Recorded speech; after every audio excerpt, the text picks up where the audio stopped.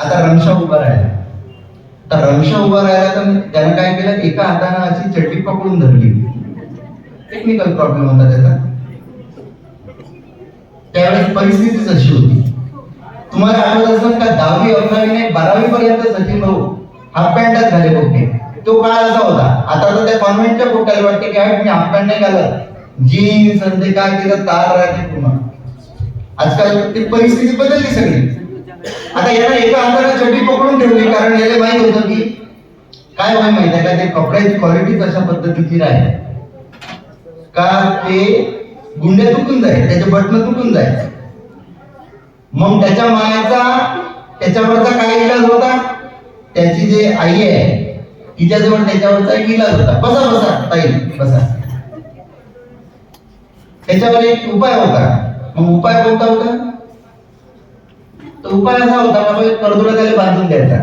त्याचे बंद असतात ना चड्डी, ते बरोबर कर्दोळा कसा काढून त्याच्यातून ते असं कर्दोळा बांधायचा. मग त्याच्यावर आणखी दुसरा उपाय असा होता की एक कडुलिंबाची काळी घ्यायची. आणि त्यात तुम्ही हसून राहिला, तुम्हाला हे प्रकार माहिती आहे ना जुन्या काळातले. तर हे काळी अशी गुंडाळून त्याचे असं पूर्ण पॅक करून टाकायचं रमशाने. हा तो पूर्ण त्या पद्धतीचा. पण हा रमशा एवढे दिवसभर चालू राहायचा का, ते चड्डी काही जागेवर आहे. मग याच्यावर उपाय एकच होता की चड्डी अशी पकडून धरायची. कोणा उभा राहा म्हटलं, स्टँडअप म्हटलं की एका हाताने चड्डी अशी पकडून ठेवायचा रमशा. साहेबाला नवीनच चित्र वाटलं, कारण साहेब काही फार खेड्यापाड्यात फिरले नव्हते. साहेब म्हणे रमशाने, हे बघ म्हणे बेटा, हे जे तू एका हाताने चड्डी पकडून धरतोस ना, ते दिसायला फार खराब दिसतं म्हणे बेटा. रमशा म्हणे साहेब, ते पकडून नाही ठेवली की जास्त खराब दिसते म्हणे.